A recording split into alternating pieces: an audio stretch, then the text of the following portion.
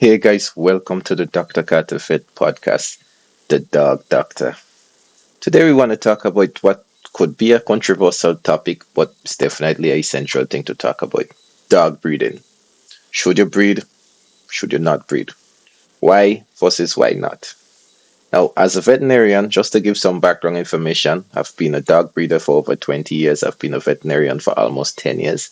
So I think I have a good understanding of the veterinary side of things as well as the dog breeding side of things. And I'd like to say here that there are things I learned from the animals as a dog breeder that I have never learned in vet school. And there was things that I learned as a veterinarian that if I wasn't a veterinarian, I would not have known it as a dog breeder. So in general, I like to say responsible breeding should be the bottom line. If you're going to be a dog breeder, make sure you breed responsibly. Make sure you get healthy animals, good what you call breed stock, and you go from there. Now, let's start with the controversial part of things. Many veterinarians in the modern era would tell you, "Oh, you should not breed a dog. You should spay and neuter everything." Unfortunately, many of them cannot explain to you why you should not breed a dog or why you should spay and neuter because they do not know for themselves. A lot of the modern veterinarians have become what I call part of the consumer chain. They go with the mainstream ideas. They cannot tell you why or why not to do something. So me with a little bit of background on both sides, I also have additional qualifications in genetics and animal breeding. So it's an interest of mine, something I always wanted to talk about. So let's talk about the basic. Now, when I say dog breeding, I'm not just talking about you have an intact dog in your yard. Some dog came and mate with it, it has some puppies. That does not make you a dog breeder. I'm talking about people who actively pursue animal of some level of purity of their breed. Partner or pair them with another animal of the same breed or another breed to intentionally get puppies, whether it's for profit, whether it's for use on the farm, whether it's for personal use. I know many people who would breed a dog just to get a replacement dog for them their yard, and they may probably give the others away to a good home. They may sell a puppy, while there are people who would breed solely to sell. Okay, so that's the basis of dog breeding. Now, when we cross the line with what you call mismating, with what you call stray animals, and street animals. Now, I'm an avid supporter in stray population control by spay and neutering. If you have a dog of no great quality, I mean, it's a good animal, it might be a good pet, but there's no purity of breeding it, or it's a very poor representation of the breed. Like a Rottweiler with that with a lot of white.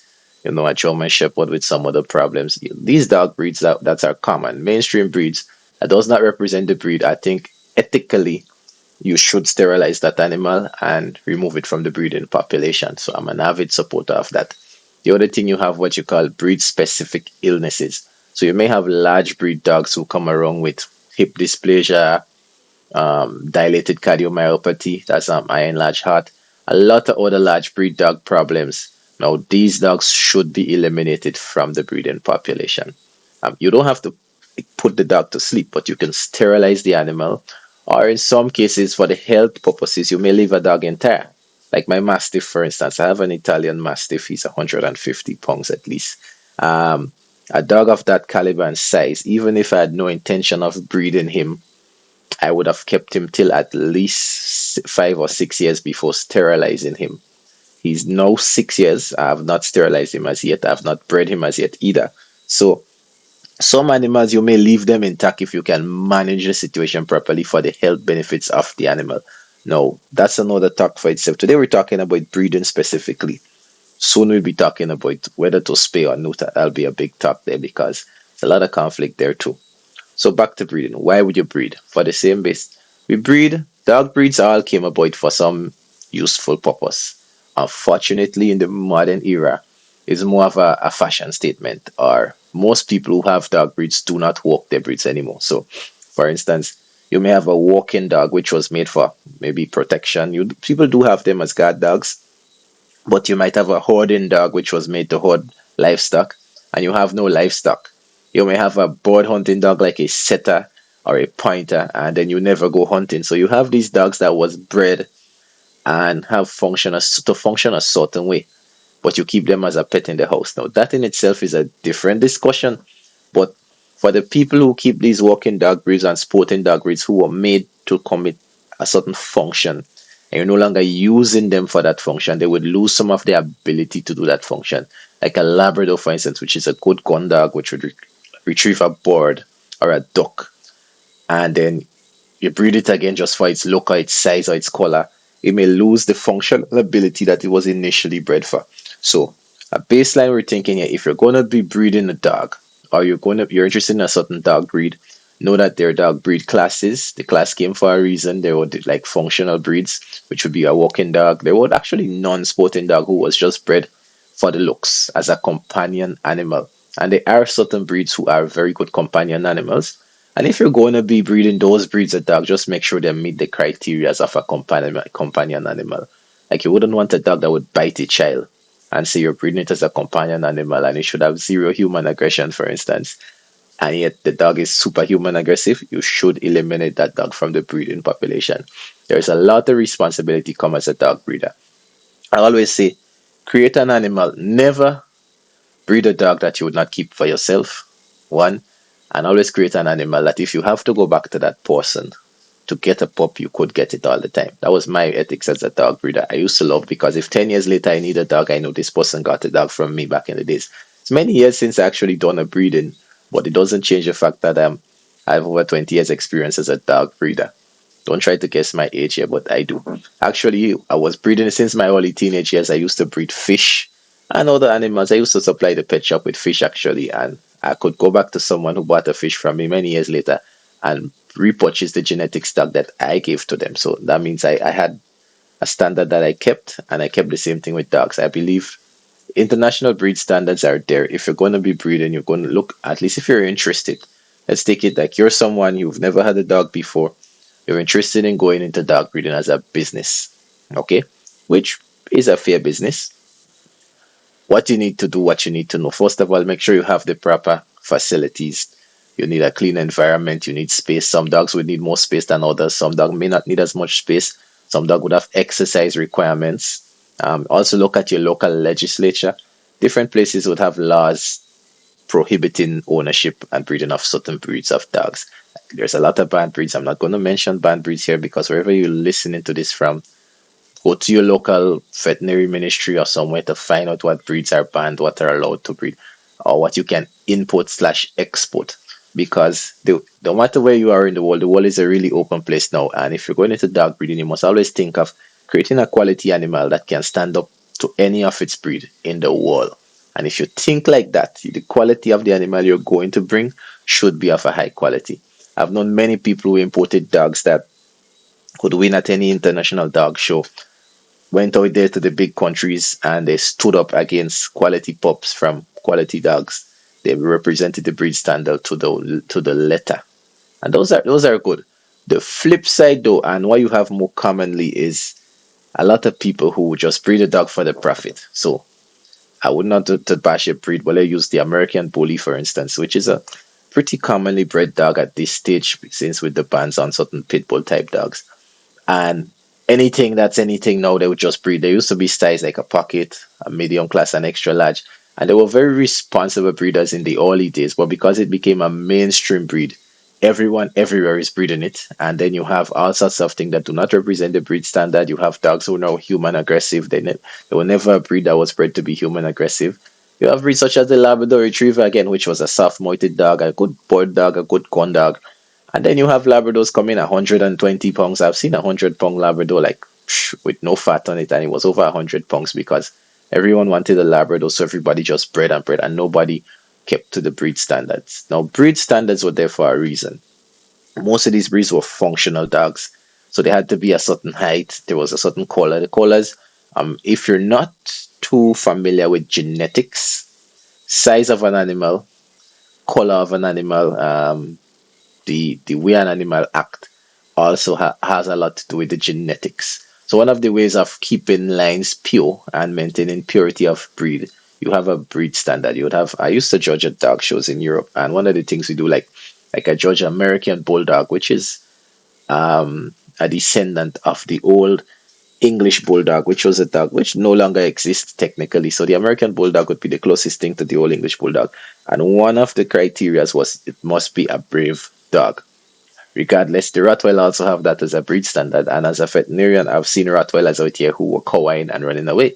And the people were really confident in their Rottweiler. And I told them, listen, if you have a Rottweiler and it is cowering and running away, you should probably not breed it because a dog that will be 100 pounds and is cowering, a fear biting Rottweiler is a dangerous animal to the vet, a dangerous animal to the household, dangerous animal to the community because at any time it could bite someone because it was afraid, which is much more dangerous than a confident dog biting to protect its territory. The same thing with that American Bulldog. It's like really big dog. I'm at the dog show. I'm judging this dog, and there's these two dogs that stood up. Their foot was the right size, their head was the right size, their body structure was really good together. And the other dog was cowing. It had his tail between his legs. It was cowing. The other dog had his tail up. He was confident. He was walking around. He fit the breed standard to the wire. And I commended the breed on it because that was a really remarkable specimen. And for me, I always say if you never met me, but you met a dog that I created, that dog must represent the breed to the letter. And if it cannot, then I would have done an injustice to that breed. Our job as dog breeders, and I say our here because I take this as a personal responsibility, is to create something better, healthier, and something that can have sustainability. So you think of longevity. So you're not going to breed into like bad hips, bad hocks, bad jaw. Anything that you know over a period of time would deteriorate, you're not going to try to make this proliferate into the genetic pool. Now, if you're on a small island, getting good genetics may be difficult. If you're on a large mainstream island, it's a bit, or a large country on some continents, continental Europe, continental America, it might be easier to get access to good genetics. That's where you start to think of other breeding methods instead of live mating. You might think of artificial insemination. You might also think of shipping an animal to be bred somewhere else. That's a different talk altogether. But what you're going to think of if you're breeding an animal, always try to make sure that your next generation is equal to or better than the generation you have here. And by doing that, you enhance the breed to the future. No. Another thing when you say better, better is a subjective marker.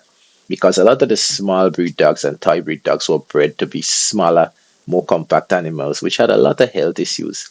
But they were bred basically because that was the popular thing. Everybody wanted a pocket something. Pocket Chihuahuas, pocket Yorkshires, pocket Maltese. Dogs that was a little bigger, let's say 10 to 20 pounds, started getting 5 to 10 pounds in size as adult, and there were a lot of health problems that came along with that. So one of the factors of what you call irresponsible breeding or breeding just for profit, you can ignore certain health factors because there's a great profit to producing more of these animals. In the small island, it's not as much the case since the popular breed of dogs would normally be larger dogs, but you like Rottweilers, for instance, there was a lot of inbreeding of Rottweilers in my country where there was hip problems showing up at 7 months. And dogs were lame at 7 months, completely lame. And people were still looking at these lame animals who would have had to be either euthanized or on pain medication for the rest of its life and still thinking to keep it in the breeding population. So it's really hard to tell someone who have put a significant investment out there in purchasing an animal for breeding purposes that your dog is not a good candidate for breeding. You should take it away from the breeding population. But sometimes I succeed and we get it done. And other times you can convince someone. The harder thing to convince someone is your dog is a perfect specimen for the breeding population. He has really good genetics behind it, has really good structure, he has a really good health profile.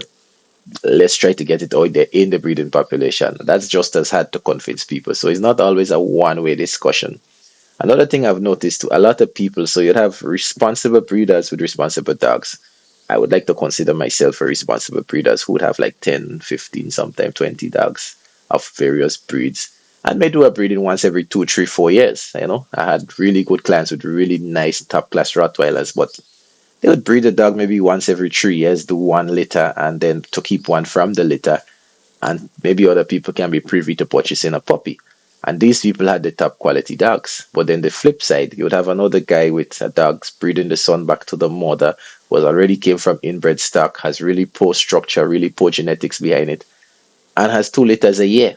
So One of the problems, and that's why public education can make a big way when it comes to animal breeding, is to inform these people and people purchasing these dogs. Listen, track back the history of your dog before you purchase it.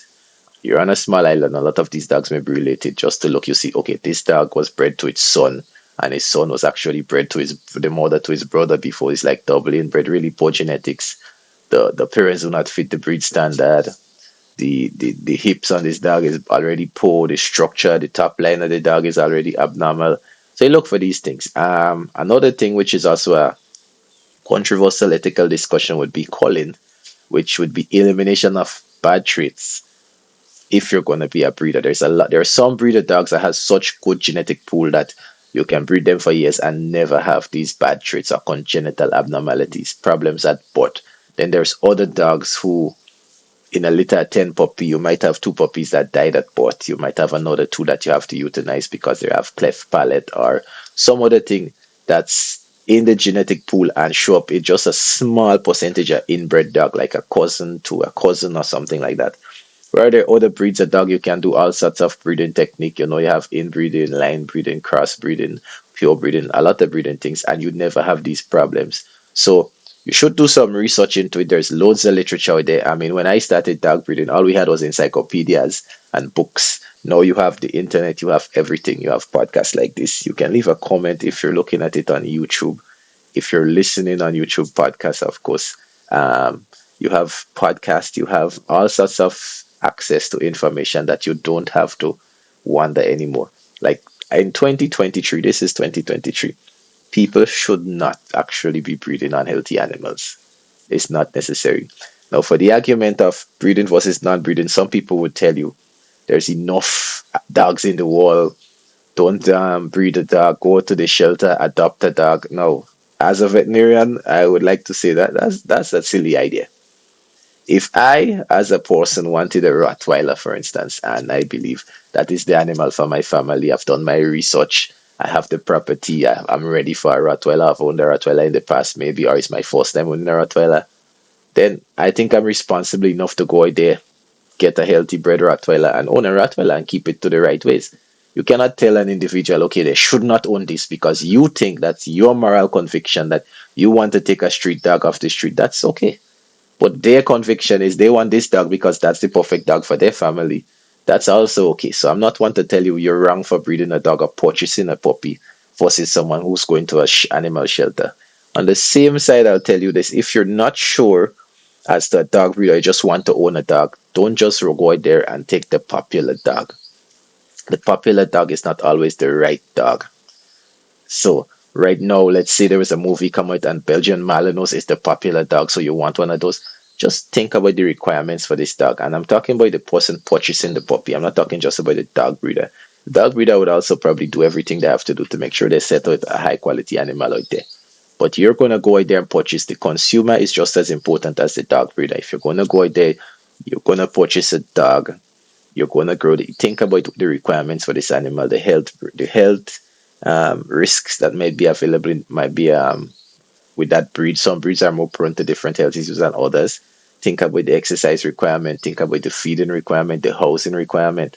And if those things don't fall in line, go to the animal shelter. Look for a little dog. Maybe you just want to own an animal, you want some company. You want a dog to walk with you in the morning. You might find an older dog that's just need a little walk in the day, no, a little 20-minute walk. And that'll do for you. And you can get a dog off the shelter. I'm fully in support of adopting a dog if you just want a dog. But I'm also fully in support of doing your research, doing your homework, and getting that specific dog breed that fits your family, fit your house. I, for instance, have dogs who go tend the cattle with me. I might have another dog who might go hunting with me. I have a dog who I just like going to the beach and hiking with. I have another dog who guards my property, guards my home. That dog is security is his job. He takes it very seriously. So sometimes you have to understand to some people a dog may be a member of your family, a dog may also be a working part of your program, also a working part of your business. There's people who have security dogs to guard someone else's property, to guard their own property. And in many parts of the world you go, a dog may save your life literally from a bandit or something else. So I'm not going to be one to say there's a moral battle between adopting versus purchasing. I think if you want to purchase a dog, do the right homework, purchase a properly bred dog, and if you want to adopt a dog, adopt a dog. On the dog breeder side of things, I would like to say if you're going to be a dog breeder, make sure at least you have good genetics and always try to improve your genetics. Secondly, make sure your animal is in good health and well kept. And the last and most important thing, make sure you send these puppies to responsible people and good homes. Because you may be a responsible dog breeder, you've done everything right, and someone comes to purchase a puppy off of you for the sole purpose of profiting. And you may have to make a decision to not sell a puppy for that person. There's many people I've met in the past, and I've met a lot of people over the years who would come and, for instance, purchase two puppies from the same litter, a male and a female puppy, and you tell them, listen, this is not a good decision to make. Oh, we're not gonna breed, we're not thinking about breeding. I say yes, but you're purchasing a male and a female pup from the same litter and you're keeping them together in the same property. You're not sterilizing them. Something's gonna happen. The next year they call you back, oh well, the two dogs was tied, it was an accident. Oh, how much can I sell the puppy for? Whether it's accidental or intentional, it can happen. So do not put yourself in a situation where that can happen. If you're gonna purchase two dogs of the same breed and they're opposite sex, purchase them from different dog breeders or from a dog breeder but from differently bred dogs who are not related to each other. So in the effect that you have a mismating, at least you know the pups are the dogs are not brother and sister. And I have many clients who had dogs who was brother and sister, quote unquote, because they are, and they have mismated, or some of them intentionally made them, and they ended up with pups with problems. Some died at birth, some had congenital abnormalities, some could not survive to adulthood. And then there's some who also had pups who survived, but they were really poor representation of the breed. The flip side, though, is that sometimes you can have dogs that are really good representation of the breed. That's why people keep doing it. So if you're going to be breeding or you're going to have dogs of the same breed who are entire, which means they are reproductively viable or they're not sterilized, try your best to make sure they're not related. Try your best to make sure they're well kept. I remember one time I had 17 dogs. 17 dogs. I had Belgian Shepherds, Dutch Shepherds, Doberman Pinscher Rottweiler. I had 17 dogs. And one time I had five female dogs and heat, and there was no mismating. No dogs were bred in 2 years with 17 dogs. So having an entire dog on your property, having a purebred dog, having a kennel, having reproductively viable dog does not equate to always breeding. And as a dog breeder, you should know that to be responsible, choose when you're breeding, make sure you put good plans in place, make sure you choose proper people to send your pups to. Um, this topic is a long topic. I'm going to also talk about spaying versus leaving entire. This is just a tip of the iceberg. I'm touching into it. I don't want to go too long in this episode of the podcast. We're going to talk a little bit more of that on the second episode. But thanks for tuning into the Dog Doctor podcast here at the Dr. Catafed channel on my YouTube. Subscribe to the channel if you haven't.